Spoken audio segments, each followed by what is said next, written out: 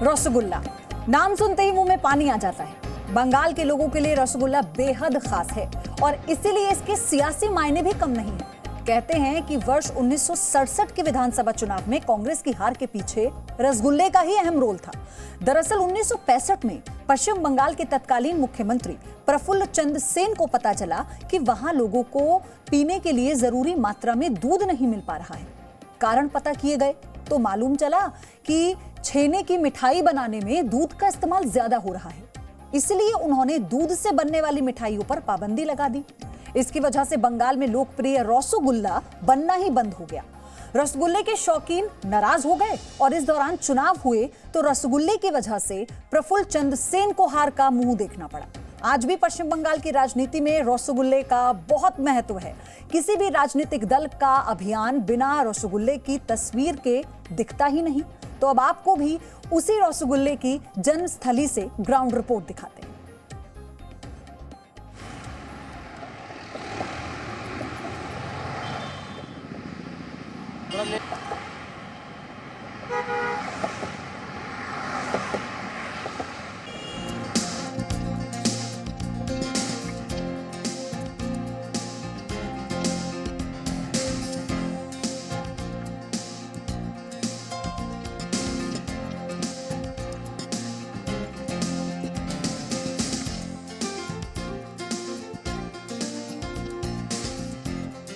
इस रसगुल्ला का स्वाद बेहद ही लोकतांत्रिक है।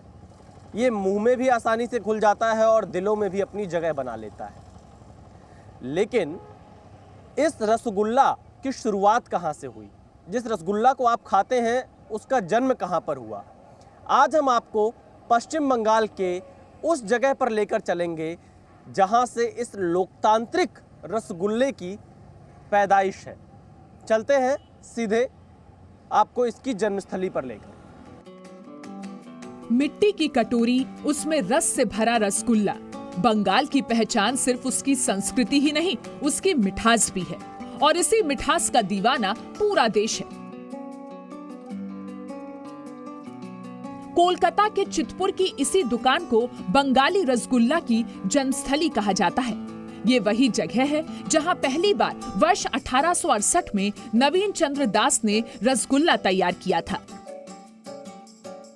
532 रविंद्र सरैनी, यही वो जगह है जहां पर 1866 से रसगुल्ला बनाने की शुरुआत नवीन चंद्र दास ने की थी। नवीन चंद्र दास पश्चिम बंगाल के कोलकाता के रहने वाले थे और ये चितपुर इलाका है जहां पर उन्होंने सबसे पहले अपनी एक छोटी सी ये दुकान रखी थी। हालांकि आज यहाँ बड़ी बड़ी बिल्डिंग है, लेकिन उनकी याद में यहाँ एक पत्थर ज़रूर लगाया गया है।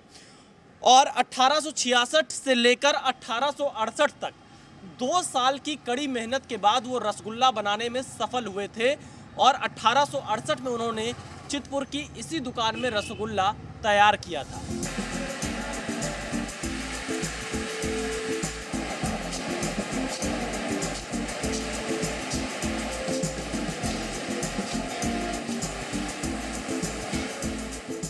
रसगुल्ला के स्वाद ने देश भर में बंगाली मिठाई के नाम से प्रचलित दुकानों के लिए जगह तैयार की। भारत में वैसे तो हर इलाके की अपनी मिठाई होती है, लेकिन उन सब के बीच छेने से बनी मिठाई का अपना ही स्थान रहता है। मिठाई की दुनिया में सबकी सहमति से रसगुल्ले ने जगह तैयार की है। उनका जो दुकान था वो चितपुर रोड पर था। वो जो पहले कलकत्ता का पहले कंक्रीट का जो रास्ता है, अब वहीं से दरअसल जो जितना भी आदमी कलकत्ता का बाहर जाते थे वही रास्ता से गुजरते थे और वो दुकान से मिठाई खरीदते थे। और तब मैंने जब बोला कि ड्राई स्वीट्स सब मिलता था, संदेश वगैरह, तो अब कस्टमर लोग का कंप्लेन था, तो जो गले में वो फंस जाता है, पानी का ज़रूरत पड़ता है, तो कुछ बनाइए जो थोड़ा नमी होता है गले में, थोड़ा क्या कहता है, एपेटाइट के साथ वो थर्स्ट भी मिटाए। तो इसीलिए उन्होंने सोचने शुरू किया कि ये चाशनी में डाल के, छेना का बॉल बना के वो चाशनी में डाल के फिर कोशिश करते थे कैसे रसगुल्ला बन सकता है। अब आपको दिखाते हैं कि आप तक पहुंचने से पहले बंगाली रसगुल्ला तैयार कैसे होता है। घर घर से दूध इकट्ठा किया जाता है, गाड़ी में दूध लेकर आया जाता है और फिर उसे यहाँ एक कंटेनर में रखकर बॉयलर के पास पहुँचाया जाता है। देखिए, एक ये हम आपको ऐसी जगह पर लेकर आए हैं जहाँ पर रसगुल्ला आपको बनता हुआ दिखाई देगा। आपके मुंह में पानी आ रहा होगा कि एक रसगुल्ला तो कम से कम हम खा ही लें, लेकिन अभी ये रसगुल्ला बन रहा है, इंतज़ार करिए। अंतिम में आपको रसगुल्ला खिलाते हुए हम आगे बढ़ेंगे। इसी फैक्ट्री में बड़े पैमाने पर रसगुल्ला बनाया जाता है। भले ही यहाँ बड़ी बड़ी मशीनें नजर आएं, लेकिन रसगुल्ले को हाथों से बनाने की पुरानी कला आज भी यहाँ की पहचान है। देखिए, ये जो होता है ये छेना है और बहुत ही सॉफ्ट है, ये बहुत ही मुलायम है। ये दूध के फटने के बाद तैयार हुआ है। हमने आपको दिखाया कि कैसे दूध को पहले फाड़ा जाता है और फिर उसके बाद ये छेना बनता है। यहाँ पर ये लोग छोटे छोटे गोले बना रहे हैं, कुछ लोग हाथ से बनाते हैं और मलाई भी बनाते हैं इसी छेने से। आगे कोलकाता में नवीन चंद्र दास ने 1866 से रसगुल्ला बनाने की कोशिश शुरू की थी। करीब 2 साल बाद ये कोशिश कामयाब हुई, लेकिन अब इस फैक्ट्री में चंद घंटों में रसगुल्ले बनकर तैयार हो जाते हैं।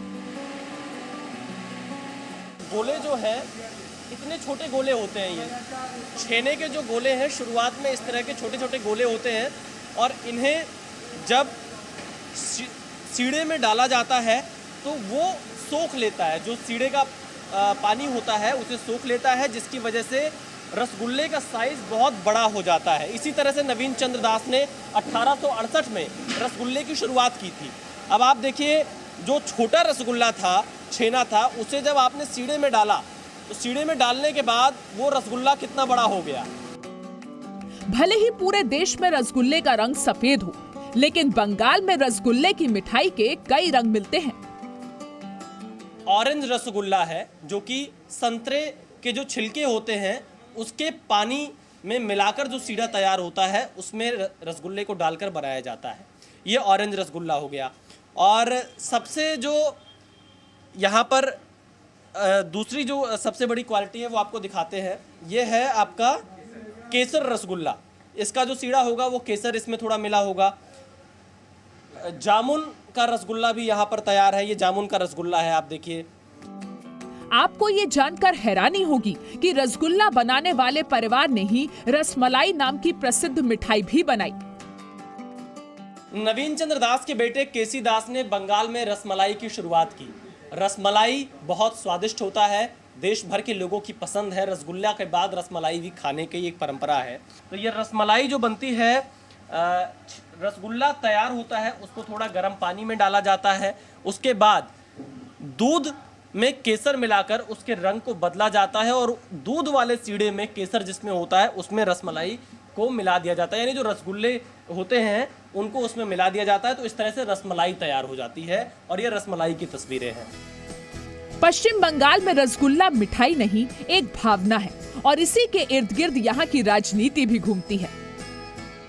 पश्चिम बंगाल के विधानसभा चुनावों में पार्टियां अपने पोस्टर्स में भी रसगुल्ले को जगह जरूर देती हैं। उन्हें भी मालूम है रसगुल्ला मतलब पश्चिम बंगाल। रसगुल्ला को अपना बताने के लिए पश्चिम बंगाल और ओडिशा के बीच कई साल तक कानूनी लड़ाई चली, लेकिन रसगुल्ला का जीआई टैग पश्चिम बंगाल को ही मिला। तो बांग्ला का है, रसगुल्ला बांग्ला का है। विक्रमादित्य नवरत्न सभा में अमर सिंह बोल के जो था, उन्होंने एक किताब लिखा था अमरकश। उधर में उन्होंने लिखा है जो गरम दूध में आपका थोड़ा सा खट्टा देने से वो जो व्हाइट जो फैल जाता है, तो वो उसको वो अभिक्षा बोलता था और दही दे के वो काटा है, इसीलिए दधी कुर्ची का बोलता था। छाना नाम कोई संस्कृत हिस्ट्री में नहीं है कोई जगह में। तो बंगाल का ही ये जो वर्ड है, वो जो चीज का नाम है, ये इधर का ही है। बंगाल का ये चुनावी साल है और राजनीति की कड़वाहट जबरदस्त दिखाई दे रही है। टीएमसी और बीजेपी की सीधी लड़ाई है तो लेफ्ट और कांग्रेस का गठबंधन भी है। चुनाव हर साल आते जाते रहेंगे, लेकिन इस रसगुल्ला का यही संदेश है कि कम से कम बंगाल की संस्कृति और मिठास बरकरार रहनी चाहिए। कैमरामैन संदीप और सूरज के साथ विशाल पांडे, जी media, Kolkata, Paschim Bengal. Presenting B News app, available on Google Play and App Store. Download it now.